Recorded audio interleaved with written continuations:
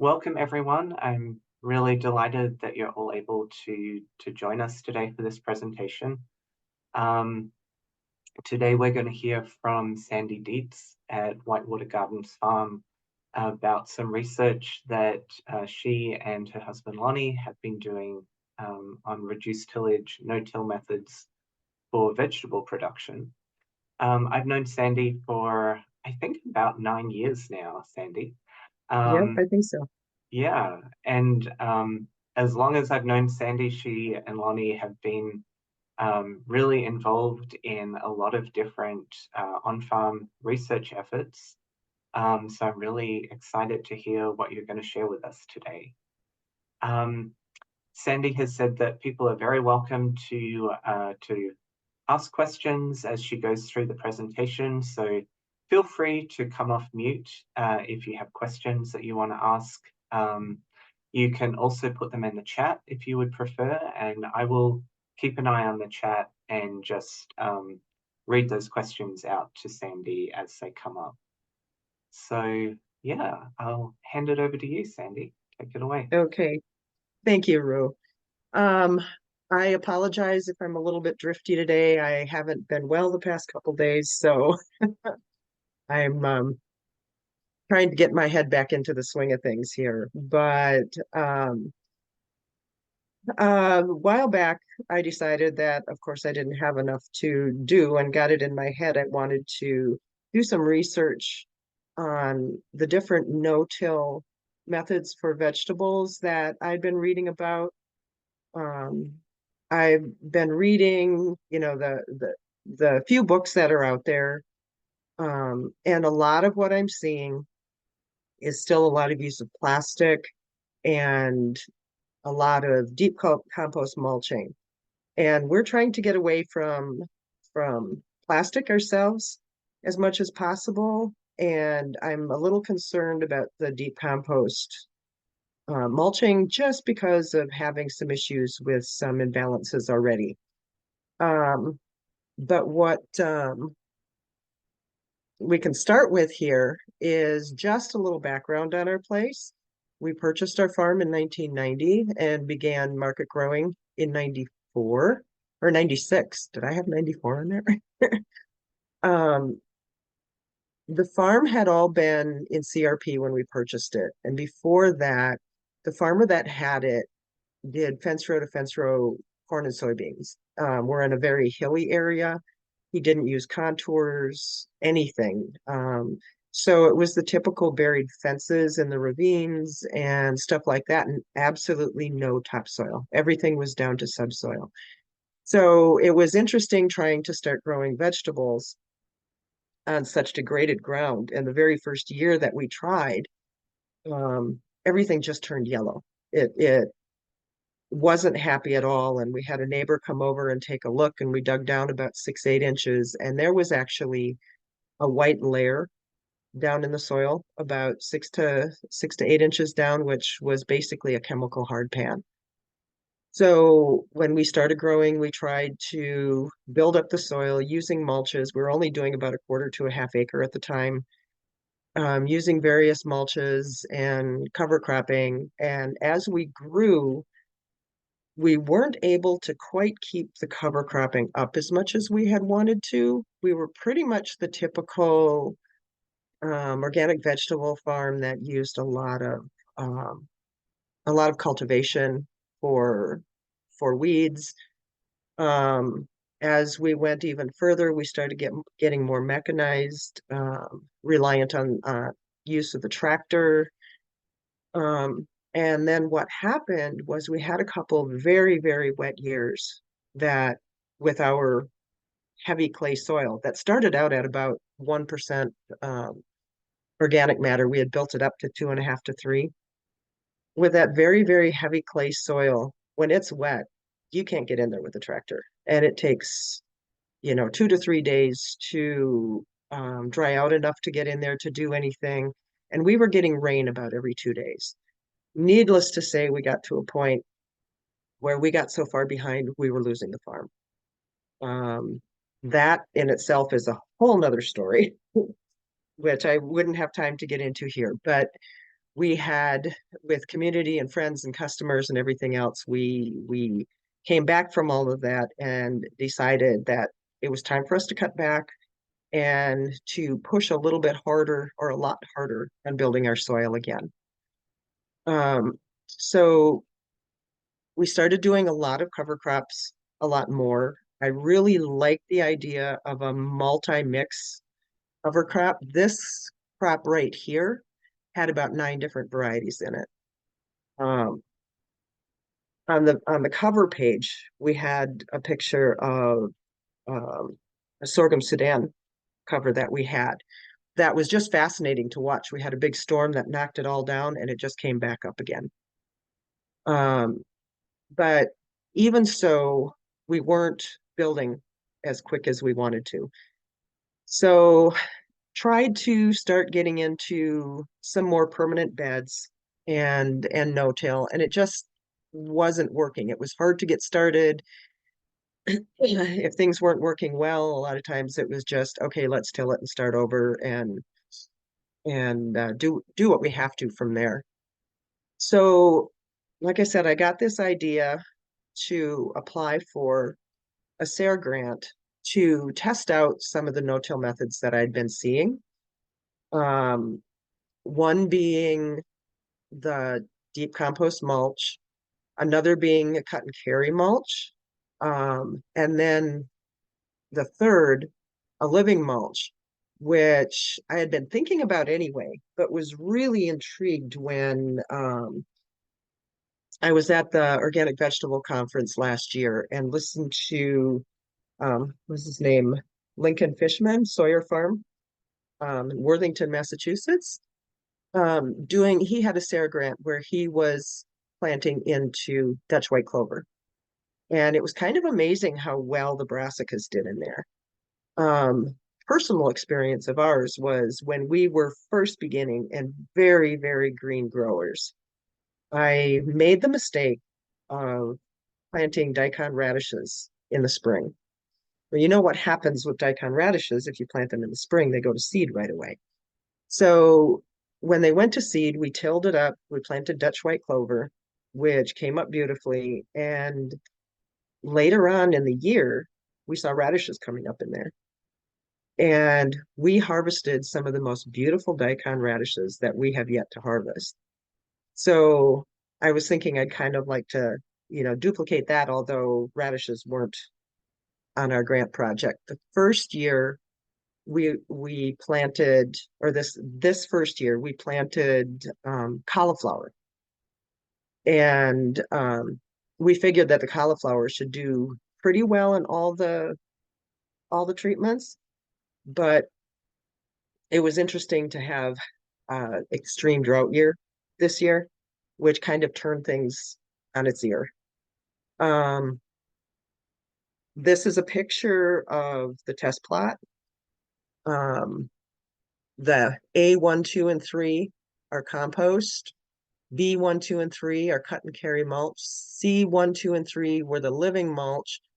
And X1, 2, and 3 were the control beds with just regular tillage.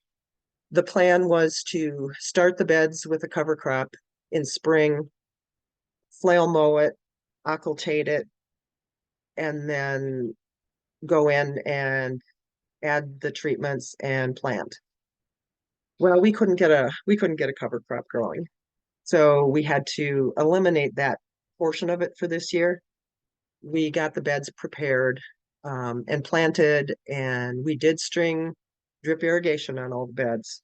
But even so, with watering once a week and letting it was low flow drip, so about a quart an hour, I think.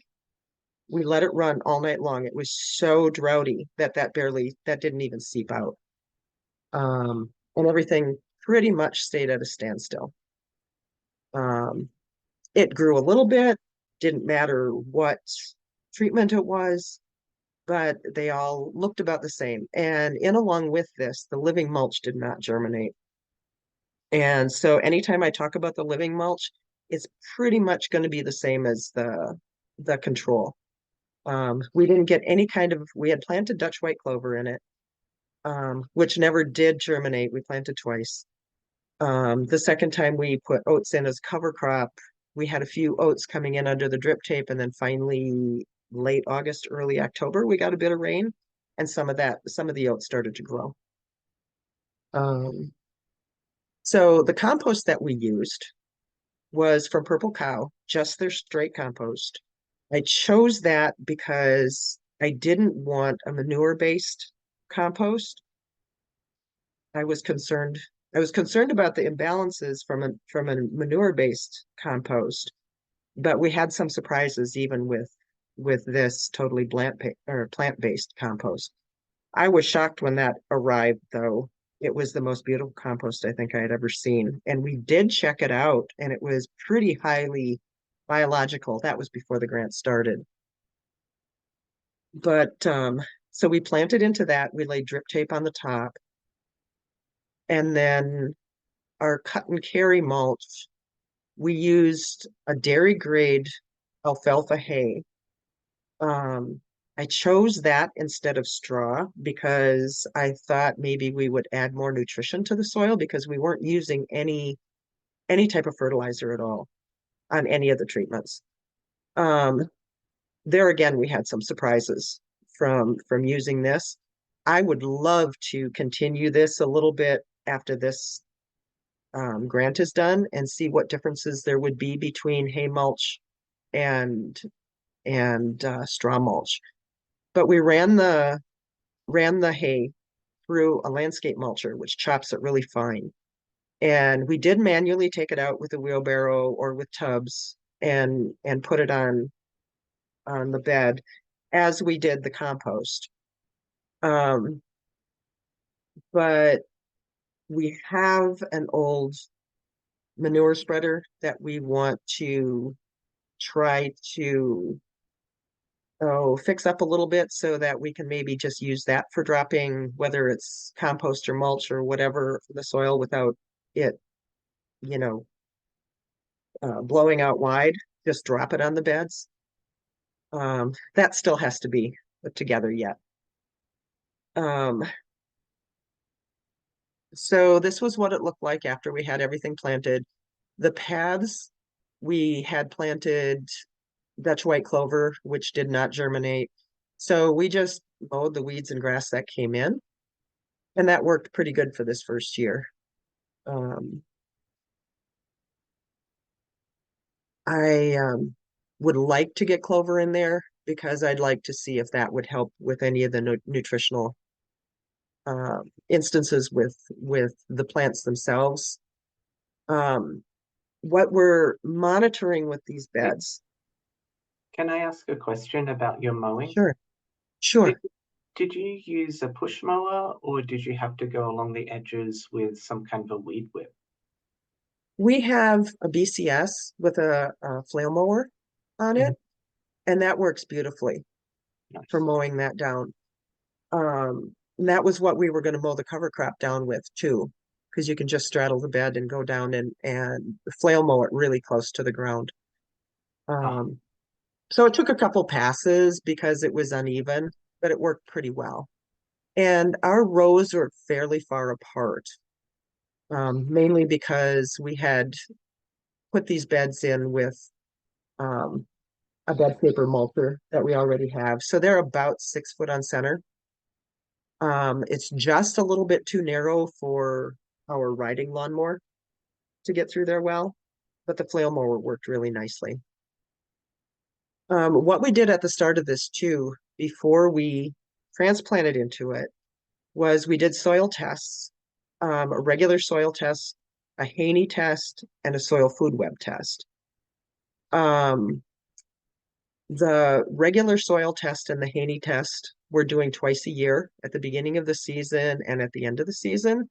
The soil food web test, we wanted to do that, but they are so expensive. It was eating up all the money. So we did one at the very beginning of the grant and we'll do one at the very end. So there isn't anything on the biological end of it that we have been able to decipher yet. We also were able to, with the grant, get a microscope And I've got a lot of learning to do with the microscope, and I've got a lot of people willing to help, but everybody was so busy during the summer that that kind of got set aside. So I'm hoping to work on that more this winter so I can be doing some of my own testing with a microscope next year as we go along.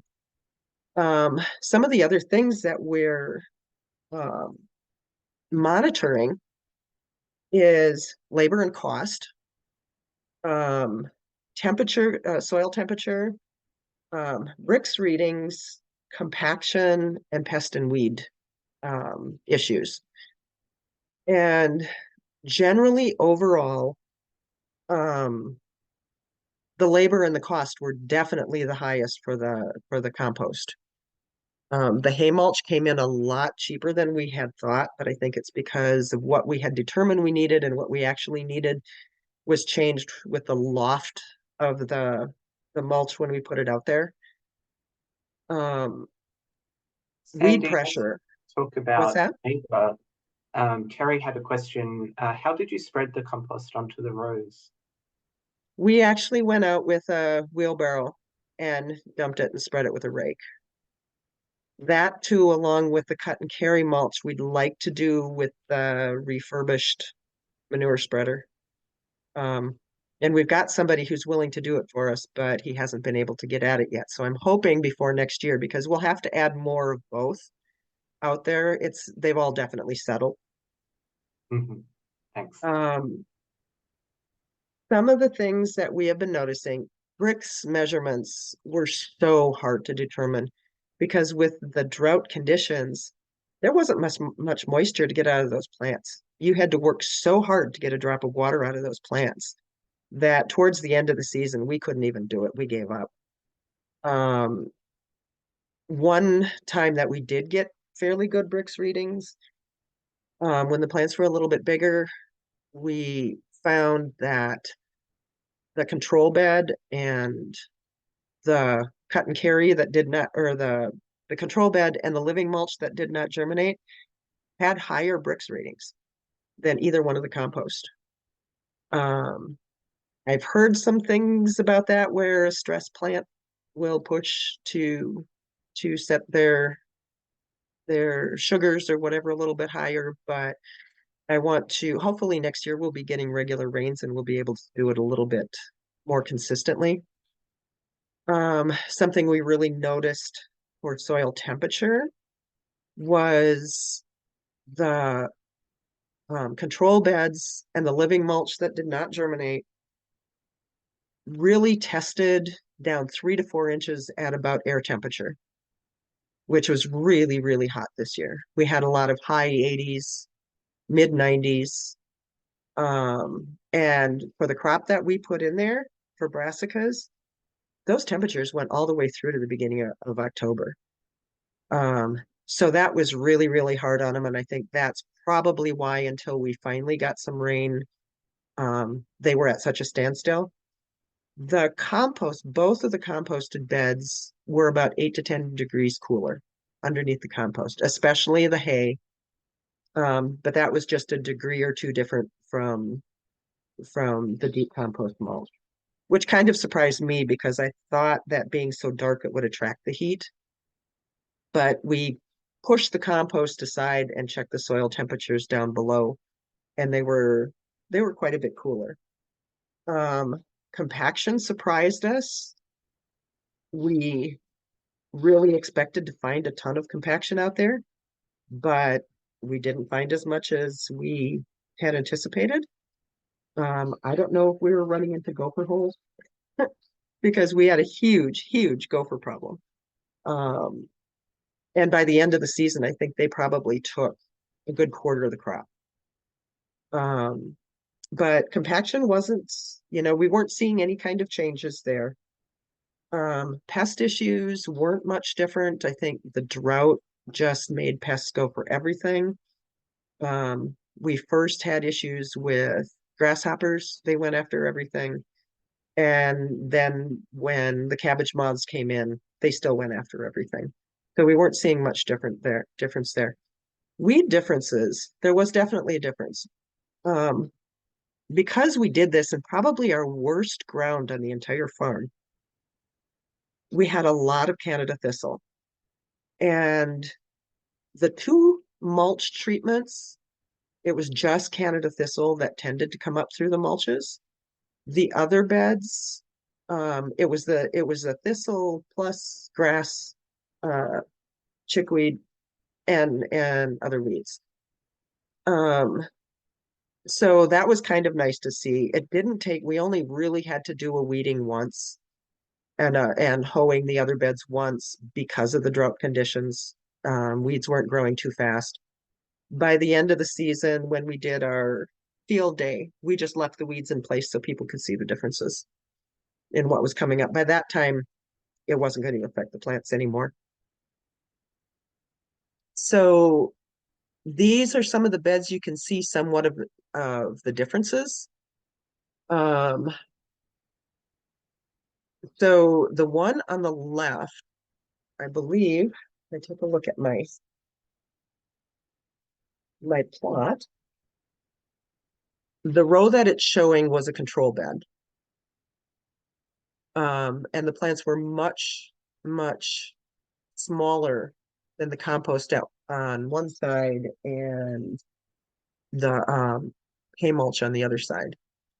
Um, the picture on the right, the first row was uh, the living mulch, and I think by the time we took these pictures, there was some of the oats coming in, and then the bed that it's showing was a hay mulch bed, and then the compost mulch next to that. So there was huge differences on plant size. Although that didn't happen until we finally got rain. And even though we've gone back to drought conditions, it tended to make a huge difference on these beds. Just showing Lonnie taking a penetrometer and checking the compaction on the beds. For the most part, it just went down super easy. And you can see the thistles on this bed. It was the deep compost and the thistles coming up. And you can see where we had mowed the paths and the gaps in the other beds where the gophers had literally pulled the crop down. Um, the other things. So then October 3rd, we had a field day, and we probably could have advertised better. And it was kind of last minute getting things going because I was nervous about what we had to offer because of the drought conditions. I felt like we had dropped the ball. But I think we found that there was a lot of different things that we observed that could make a huge difference. It would be interesting to see what happens next year. Um, we also did a late season soil test and Haney test. Something that we noticed on those was that the composted beds, both of them, were much higher in phosphorus, potassium, um, and lower in magnesium and calcium and nitrogen.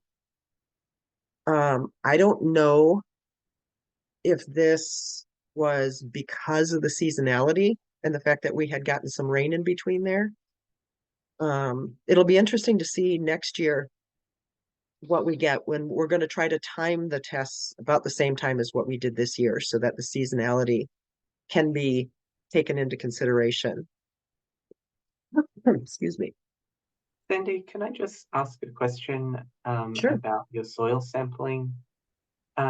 With what is the depth that you're taking your samples from? I assume that for the composted beds, you are getting compost in with your soil sample. We're getting some in with it, but we actually pulled the compost away to try Mhm. not to get too much in it. I wanted to see what was happening with the ground underneath. Um, we went down about 6 inches, Uh-huh. and we tested each bed in about 6 spots, kept every bed separate. And it was pretty consistent. The um the control bed and the living mulch bed actually came with better readings than the mulch beds, which surprised the heck out of me. Um, and I'm not exactly sure how that would pan out over time, or being that we aren't able to really test the microbiology in there so well at the moment to see if that will make a difference over time. The big problem with this is 2 years is pretty short, and I'd love to be able to continue it further. Um, we also um, we also in discussions on the field day, um, Bruno Barsari here on the left of the left hand or the right of the left hand photo. Um, he was wondering about, like, with the deep compost, his first comment was, "Can't you work it into the soil?" And we couldn't because we wanted to emulate what farms were doing out there. Um, but what we were noticing was on the deep compost beds, the water from the drip irrigation just went straight down. It didn't soak up in the compost at all. And when we did have rain, the compost shed the rain. Um, Whereas the cut and carry soaked up. It didn't soak up so much with the drip, but when we had the rain, the whole thing soaked. It allowed moisture through. Um, so that could potentially be an issue there. Um, oh, and back to the soil test on the Haney test. We tested out really high on everything except was it potassium or phosphorus? I've got to take a look. But once we did another test at the end of the season, it was phosphorus. Yeah, the phosphorus tested at a fairly normal rate at the beginning of the season, but it went to super high rates at the end of the season. There again, could have been the seasonality, the temperatures. I'm not sure why we got those readings. The other beds, the control bed and the living mulch stayed pretty even. They didn't change much at all. Another thing too, both composted beds went up in pH. Um, One went up to 6.9 and the other one went up 7.1. And that was about a three 3 degree height. Um, I'm thinking that maybe because we use the dairy grade hay and it was really leafy and was breaking down quite quickly, it might have been pretty high phosphorus and potassium in that hay to make those differences. I can't imagine that the drip irrigation caused it to break down a whole lot, but maybe once we started getting the rain, it started breaking down a little bit more. Um, so there was pretty good observations um, from the people at the field day. One was a farmer that had tried deep compost mulch for about 2 years and decided not to anymore because he was getting high phosphorus from the mulch or the compost that he was using. So it was interesting hearing that. Just some pictures of the field day, taking a look at the soil. Um, I do have permission to have the miner in there. Um, but what we did for the field day was we had taken the soil tests and the soil food web tests, had marked every row, and we um, attached those tests to each row so people could take a look at them. Sadly, it was a hugely windy day and they all started blowing off, so it made it a little bit difficult. I've definitely had that happen. But Lindsay, did you wanna ask a question? I see your hand is up. Thank you. Sandy, I just wanted to ask a clarifying question. You mentioned that the phosphorus levels were sort of normal at the beginning of the season and then were increased later in the season. Were you talking about in both the hay mulch and the purple cow compost mulched beds that was the case, or in one of Yep. those? Nope, it was in both of them. In both It of was them. in both of them. Okay. And um, the Haney test had showed our phosphorus or our potassium at a fairly nor or a mid level, but then at the test at the end of the season, it was way high. So, and that was just a few months. We didn't do our soil test until the beginning of August, the first one. And we took the second one in December. It was still so warm and the soil was still not frozen that we decided to, rather than skipping that test, we went ahead and took it. So temperature differences might have had something to do with that. I'm not sure. Um, just in watching the plants themselves on how they took the cold temperatures when we finally got some. Um, the control beds actually took a little bit longer to get frost damage. And I think that must be from soaking up sunlight and radiating it back. We've had that happen with mulch beds before where the mulch beds froze and other beds didn't. But then when they grew back, the mulch beds were definitely healthier looking. Um, they were growing out of the damage, and the cut and carry had better color and better new leaf growth than the compost. Not sure why that happened. So I think this has brought up more questions, which this research tends to do. Um, I told Rue I have a tendency to push through things kind of fast here. Are there any other questions?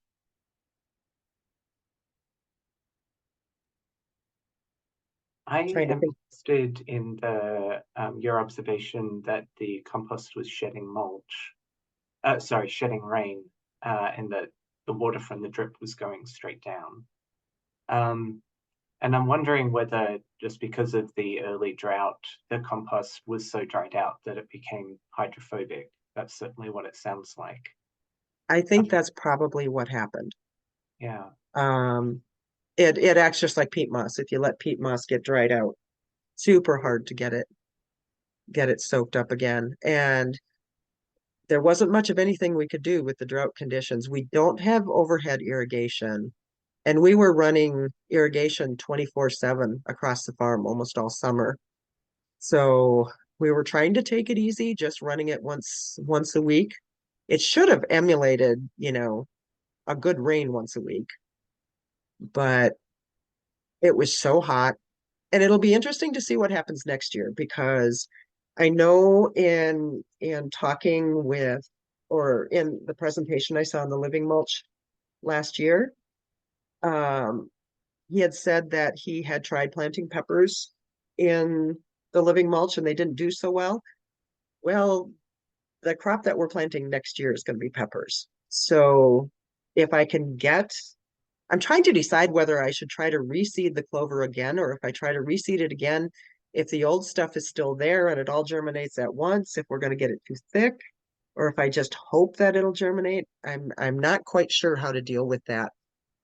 But it'll be interesting to see how peppers react with that. Pretty confident in the other treatments, but like I said, we're not using additional fertilizer here. I want to see how it reacts without that.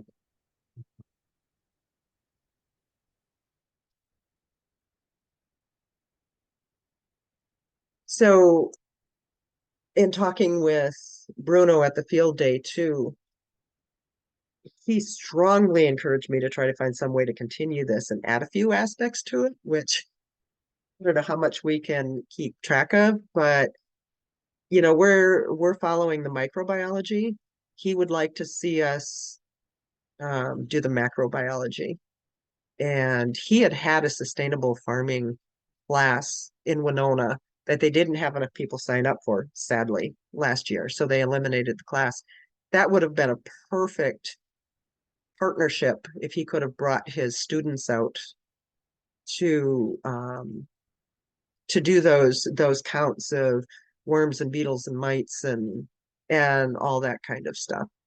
I was surprised to see with the soil food web tests that we were higher in fungi than we thought, but I think it's probably because we had tilled in um, a pretty good. It was fallow the year before, and we just mowed the weeds down and everything. So I think it was the weeds and what we mowed down that was breaking down that caused it to be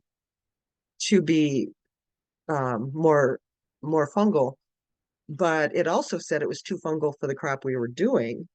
And once we got the rain, I was amazed at the mulched plants. They took off. We never were able to harvest anything. They sat still for so long, they didn't have time to mature. Um, but once we did get some actual rain, those mulch beds, both the deep compost and the hay, took off like crazy, and they started setting small heads, not really enough to harvest to weigh up as a harvest. So we just had a few what we called collie pops. But yeah, I was asked what what was my favorite so far, and even with the second set of soil tests, my favorite tends to be the cut and carry mulch. Um, Ideally, what I'd like to do and might do on other parts of the farm, not for the test, is do kind of a hybrid. Just do the regular inch of compost and then put the hay mulch on top. Um, I think we'd probably get, I'm guessing we would get the best results with that. Not sure. I see And I that want to, Rufus raised his hand. Did you want to go ahead and ask your question, Rufus? Sure. Hey, Sandy. Thanks hi, so much Rufus. for sharing this awesome information with everybody. I was kind of bummed I couldn't get over there in October, but I guess the question is, as you continue your experiment, are you going to maintain the same um, type of mulch on each bed that was in existence, so you can kind of get that stacking effect potentially? Yeah, yeah. We still have some of the same, enough of the same hay left, um, to use that, even though question what I'd love to see the difference between that and straw, but I think I would screw up our findings.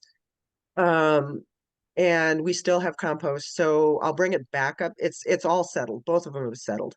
And so I'll bring them back up to that 5, 6 inch um mark again. And see if I can, I'm hoping that maybe that clover survives the winter and starts growing. If I don't see anything popping through early in the season, I might take the plunge and try to reseed again, taking the chance that if it all comes up, it'll be too heavy. Um, but if that happens, maybe I'll just have to make a wider hole for the peppers or something. Um, I'd like to try to use because of that mistake that we made at the beginning of our growing. Um, I'm if it wouldn't have been a drought year, I would have seeded the Dutch white clover and planted um, daikon radishes into that again. I was so impressed with the radishes we had when it, you know, was an accident. It was a happy accident. Um, I'd like to try that again. And I still would like to see if I could get cauliflower going in it. But for the grant, we've got to do the peppers next year. So yeah, so we'll use the same. What we really noticed too was a huge difference on cost. The hay we used so much less than we thought. We only had to use about maybe 6 bales per bed. The beds are 100 feet long. Only had to use about 6 bales per bed, but I think it was probably because we chopped it. Um, but then the compost, we went through quite a lot. I don't have the numbers in front of me here, but it was like 1,000 something compared to, under 100 on using the cut and carry. Hi, It would Sandy. have, Oh, yep, sorry, you can keep going, but I do have a question no, when that's you're okay. done talking about that. No, go ahead. Okay, I'm just curious about how you, and this kind of relates to Terry's question in the chat, but I'm curious how you went about your seeding of, did you use the Dutch white clover when you were doing the living mulch? Can you tell us about like your living mulch seed mix and then like how you seeded it and your process of seeding that? Um, I actually seeded it by hand. Mhm. Um, I broadcast it fairly far because I was trying to get it into the pathways too, but trying not to hit the other beds. Um, I seeded it by hand and both times used oats as like a nurse crop. But nothing came up the first time, and it took forever even for the oats to come up the second time. So that was all by hand. I was thinking about using a broadcast seeder, but that would have spread it out too far. Yeah. Um, if I was doing a large area, then it would have made a lot more sense to use a broadcast seeder, and not be in the confines of these rows. Yeah. And the where each treatment is was done on a random basis. I think Rue had some software to randomly choose what went into each bed. Mhm. Um, so and I'm amazed at the differences between one side of the bed and the other. Where Lonnie is standing in the front, is the south end, and the north end is on the other side. And there's slight differences, even in just what, there's 12 beds, 6 foot on center, not very far, not even 100 feet. And the differences in the soil in those beds. Yeah, I can say from some of the on-farm research that Claire Strader and I did that there have been instances where it makes you really curious about the history of a field sometimes. Mm-hmm. The differences that you see just within, a space of 10 or 20 feet where you're applying the same treatment along the bed, but there's just either a gradient along it or an abrupt change. Yeah. So yeah, you learn a lot. And It sometimes it's really not what you expected to learn, but it is the highest point. The south end is the highest point on the farm, and it does slope down a little bit to the north. It isn't a huge slope, but it might be enough to make a difference. The actual history of the farm itself was the family that owned it a long time ago, you know, the small farm dairy and um 5 year rotation, strip cropping, they took care of it beautifully. But when they couldn't take care of it anymore and nobody in the family wanted the farm, they sold it. And the guy that bought it just straight fence row, corn and soybeans. I know he had to bury ditches from erosion in some of the areas. We did have a fence line that was only out of the ground about a foot. Um, so it was really, really, really abused. And we haven't been using this end of the field a whole lot lately, um, because we are trying to cut back. At one point, at our largest point, we were doing about 15 acres. Now we're down to about 5. And the beds in this area, we aren't utilizing quite so much. So I think probably at least half of it to 3/4 of it is going to go into hay next year. So we can grow our own hay or whatever we decide to do for mulch. And then maybe have some left over to sell. The rest of the cropland on the farm is rented to an organic dairy farm, and he's been working so hard to build that soil, but really good guy, trying really hard, but using quite a conventional mindset on it. And I'm kind of like, oh, if I had the money, just let me at those fields. But he's been a really good renter, and he's been renting for a long time, and he's trying really hard. So it does help when he sees some of the stuff we were doing. He had tried planting sorghum Sudan on his fields one year, and it looked so sad. It was yellow and short and looked absolutely terrible. And then in one of our beds, we had sorghum Sudan that was well over your head and bright green. And he saw that and he says, that's the way it's supposed to be. But we can work with the soil a little bit better on a smaller scale. Trying to think of things that I might have forgotten that were interesting tidbits. Sandy, I don't know if you talked about this in the beginning because I kind of my stupid computer wasn't being very nice to me, but anyway. Okay. What was what or how did you select the crops that you were going to plant? Was it just sort of a random thing or Well, I wanted to start with something that we could plant later in the season so we could start out with a cover crop. Um, we didn't hear until January whether we had the grant or not. So um we wanted something that we could go in there in the spring, get a cover planted, get it, flail mowed, occultated, and then start from there. So we do a lot of fall cauliflower and just thought that might be a good fit. But little did we know we were going to be in extreme drought and went for months at a time without any rain.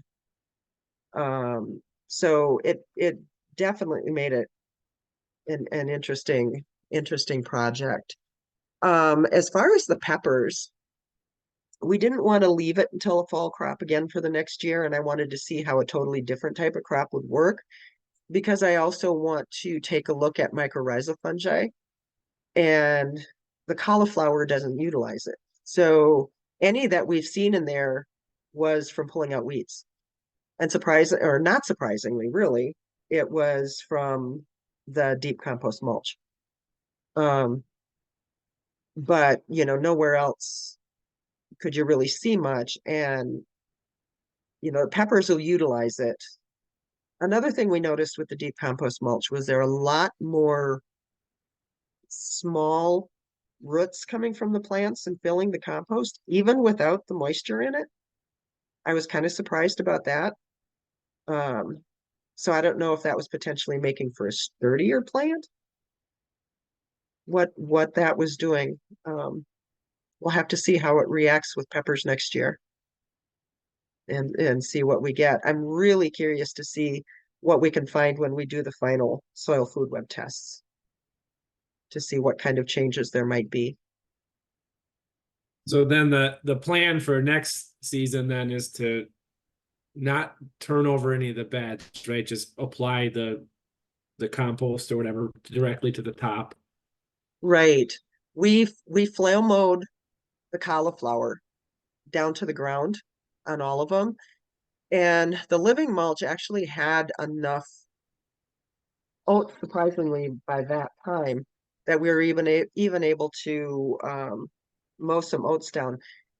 I wish I had time to get a cover in there this fall, or would have had enough time to get cover in this fall or next spring um, on those beds to try to emulate what we might potentially do normally, but there really won't be any time. So I'm just hoping the clover grows and we'll add to the mulches and compare it to the control bed that won't have any kind of treatment at all.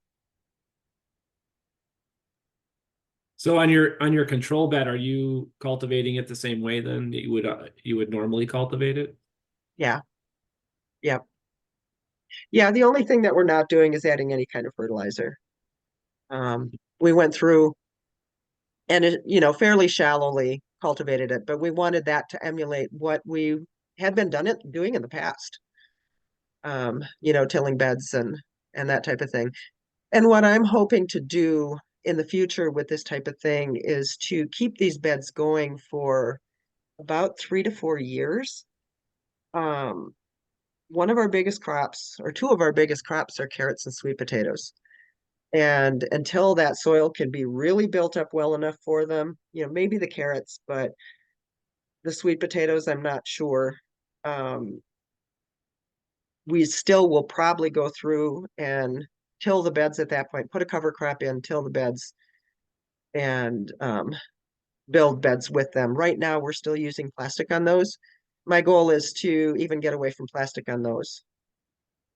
And I don't know if the compost, being as black as it is, would help keep heat in the soil for those sweet potatoes, or keep it cool the way it did this year. So that's stuff I'm going to have to play around with. And how I would deal with weed pressure, I don't know. I mean, the plastic is a lot for weed pressure as well as keeping the soil warm. Carrots we could potentially do. Kind of one of the reasons I didn't do a manure-based compost too, because if we would put carrots in there, and this is just gut feeling of mine, but where our carrots and sweet potatoes go, I try not to put manure-based nitrogen. I think we're getting a better flavored product out of it. I don't know if it's making a difference or not. But I don't want to change the terroir too much for those crops, because people ask all the time, how do you get them so sweet? How do you get them so good? It's got to be the soil, because we aren't doing anything special for them. So that's just in my head. Whether it's true or not, who knows? Alyssa. Sandy, can you explain do you have a process like you mentioned you flail mowed the cauliflower. So now in these like permanent beds in this experiment, do you have like any sort of like incorporation process, or are you just like what's your plan for like in between season? Are you like just letting the plant material be on top of the beds and then planting into that next year, or like what's your process for like in between seasons? On the 3 treatments, we won't be doing any kind of tilling or anything. We'll just add more compost and more mulch on top and plant into that. There again, I'm hoping that the clover comes up, but we'll just leave the residue on the bed and plant into that. We will probably till the control, because that's what we normally would have done before. Just till it fairly shallow, and go from there. But the others, yeah, we aren't going to incorporate any of that in and see how it does. I'm hoping that if we can get rain and we can get that soil more alive, it'll, start breaking down the residue all on its own and pulling it in. Ooh. Sandy, I was wondering, if you do decide to reseed the clover, will you do any kind of shallow cultivation to try to get to work that seed into the soil a little bit?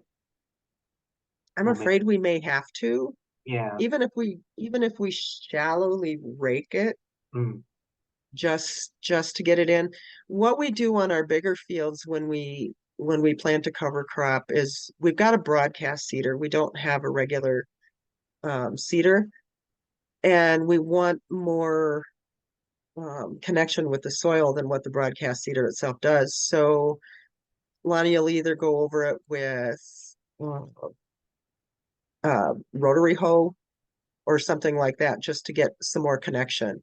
And that has worked out pretty good. So probably just shallow raking, just to get it connected better. We didn't do that this year. Might have been our downfall. Tough in such a droughty year, though. It's so hard to tell.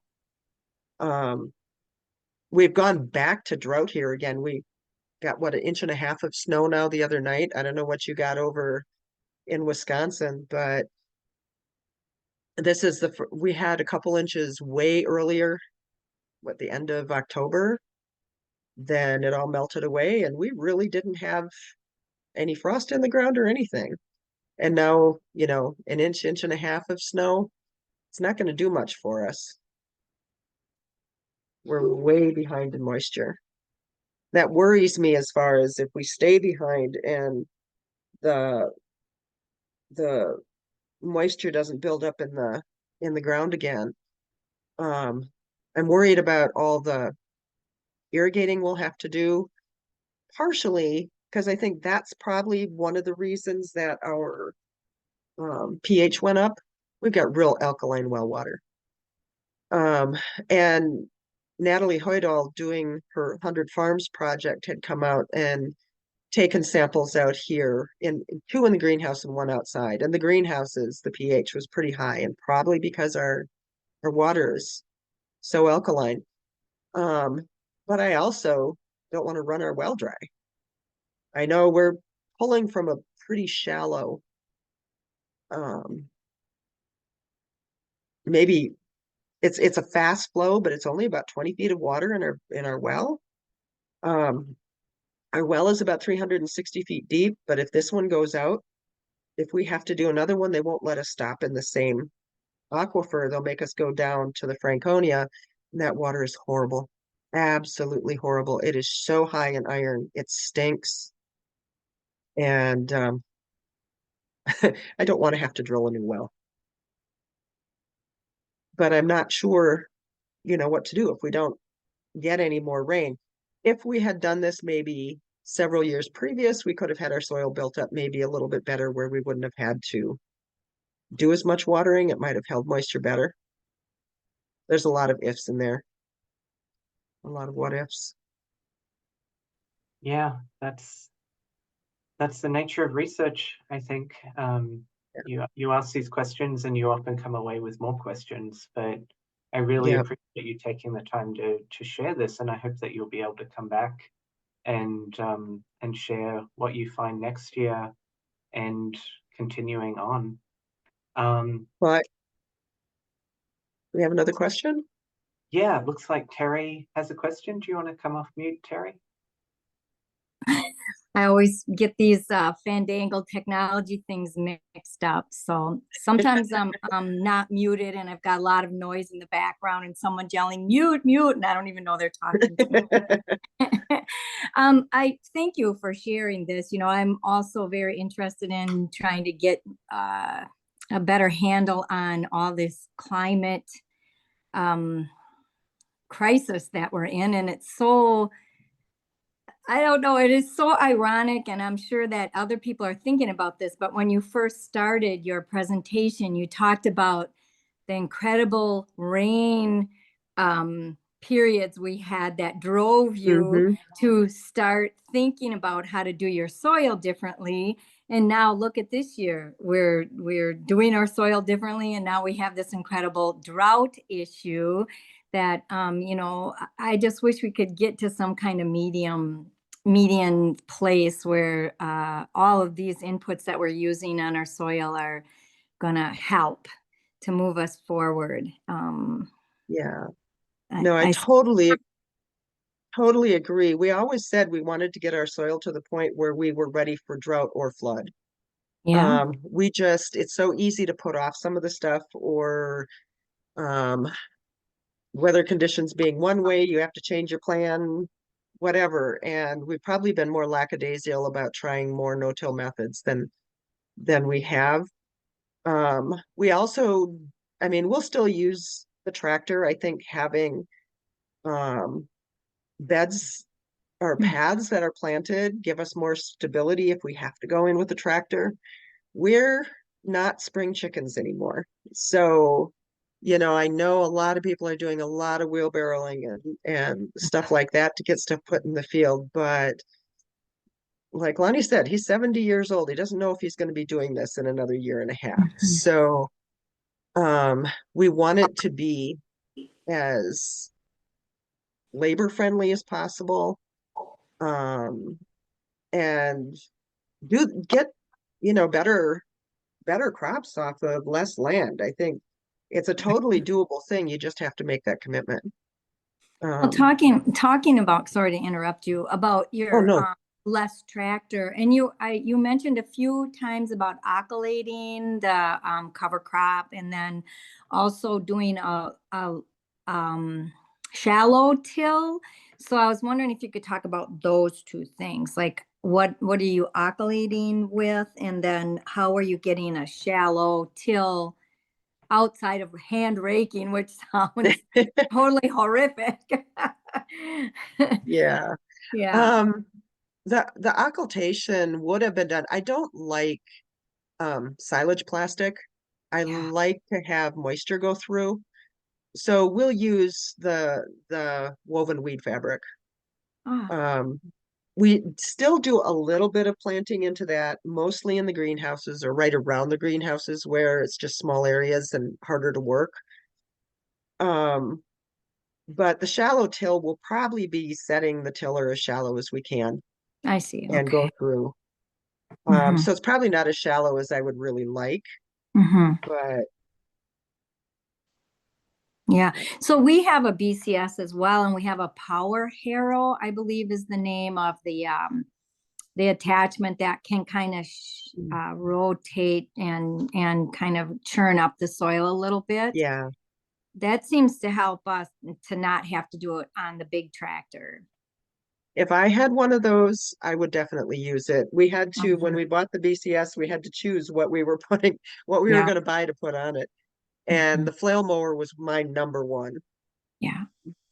So, limited funds, I'd love to be able to get the harrow at some point because that would make a lot of sense.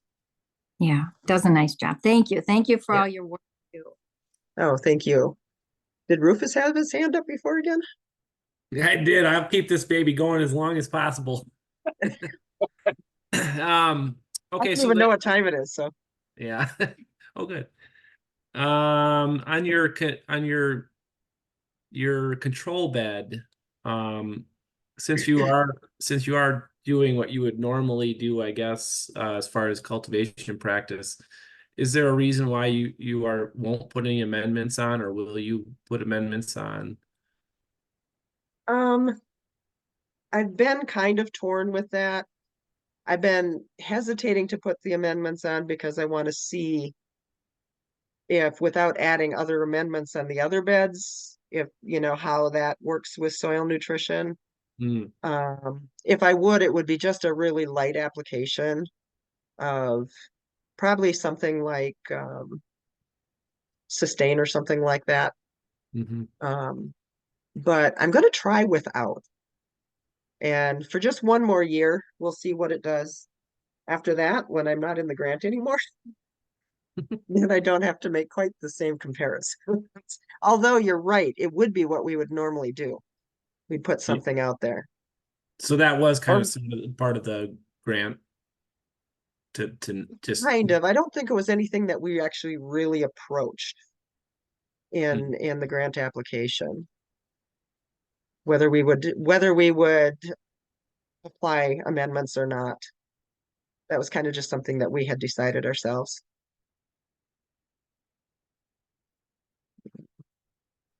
Well, since it's a little bit after 2 o'clock, I think let's thank Sandy for this great presentation, and really please do come back and tell us how your next year goes, Sandy. Sure. If folks want to stay on and keep chatting, I don't want to cut it off, but just wanted to give us all a chance to say thank you. Well, I appreciate everybody's questions. I know I said to you earlier, Rue, I'm a little bit foggy headed today from not feeling too well this week. So I was hoping questions would trigger some of the stuff I wanted to approach that I didn't have written down, but I really do appreciate that. I'm willing to stay on if anybody has more questions. Otherwise, All right. Well, thank you so much, Sandy, and